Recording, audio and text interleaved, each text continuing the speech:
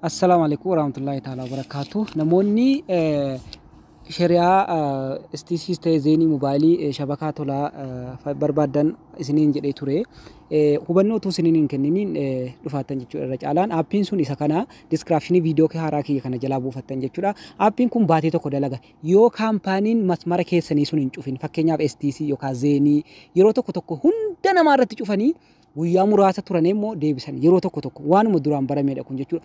Yoo sun akkasitti rakkoon addaa mudate malee baatii tokko guutuu isiniif dalaga. Yoo immoo nam tokko dalagee kan nam tokko kan diduu ta'e jechuudha nututti masuula jechuudha waan akkasitti.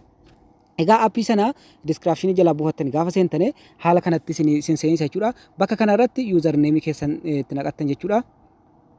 Bakka kana yuuzarneemii keessan itti naqattani qubee gurguddaadhaan paa kana qubee gurguddaa ta'uu qaba jettan kiyyaa. I pa qubee gurguddaa ta'uu qaba gargadiitti paaspoortii ta'uu qaba jechuudha.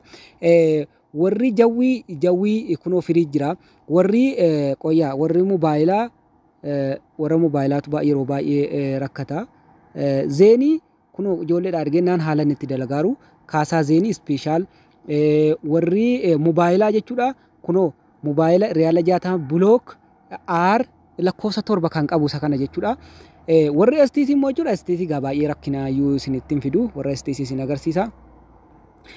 Kana gadi barbaaddane SPC 4 kan jedhu kanarratti free 4 kan jedhu kanarratti isa olii kana immoo akkuma kanatti dhiiftan hiriyoottan kiyyaa haala kanarratti qad godheetuma isiniif dalaga jechuudha. Utuma wama tokko isiniin cinqin jechuudha. Anamma STC dha kan keessaa qabu kunoo haala isin argitan jechuudha kanatti banameetiin jira jechuudha. Kana fakkaata gaafi biraa yoo qabaattan yookaan